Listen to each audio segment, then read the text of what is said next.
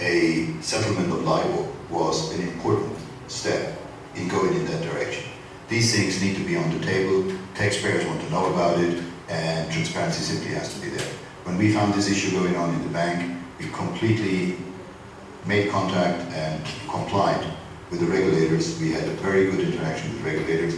We actually helped them get on top of these issues, and we separated from staff that basically was involved in misconduct that is completely unacceptable. It's not the values of UBS, it's not the values of Switzerland, it's not something that we can tolerate.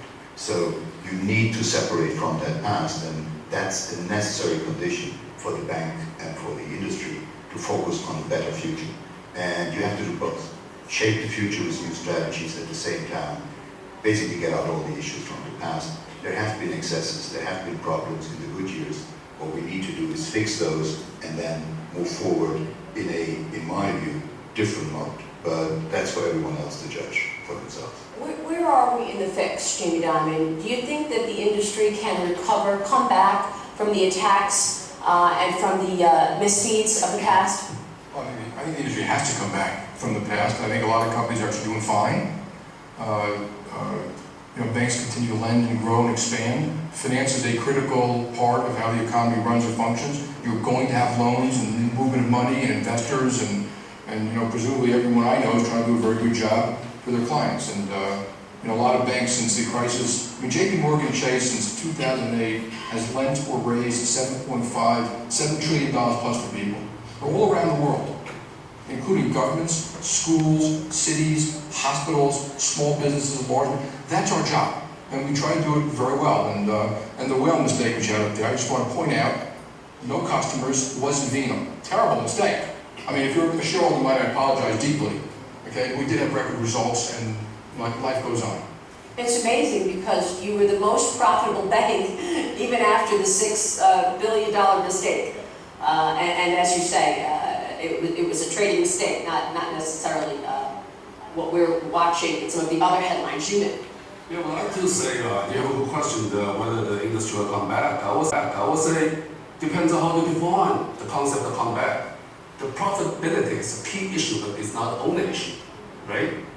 Before the crisis, after the crisis, we asked us why we had such a huge crisis. Number one, the financial sector is too big.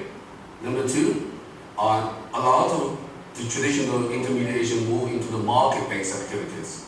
Number three, the product's too complicated, and also transparency is not there, right? Those are three major things. If you're looking for today, the financial sector assets still account for 360% of the GDP. I mean, the banking assets, equity market, bonds market, roughly, still too big. Leverage ratio is still very high. If you're looking for the intermediation move into the market-based activities, you will see the wholesale funding still account for 60% of the global banking sector, more or less the same thing before 2007. You will see the banking balances today held on by non-banking financial institutions still in the United States is 6-8%. So you will see the market-based activity is still there, not reduced at all.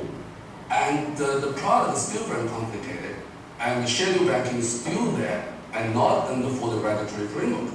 So our question will say, we need to carefully define when we say whether the financial sector will come back or is come back. It depends on how we define. In that sense, I would say the whole financial sector still have a long way to go. You say the banking sector is too big. Yeah. A show of hands in the audience, who agrees with that? The banking sector is too big. Panelists, who agrees with Jimin? Andre, you're nodding your head.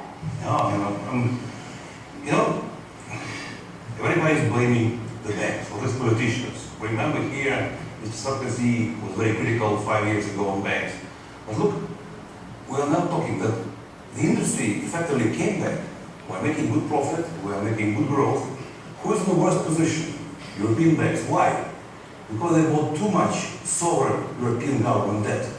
Who is responsible for this?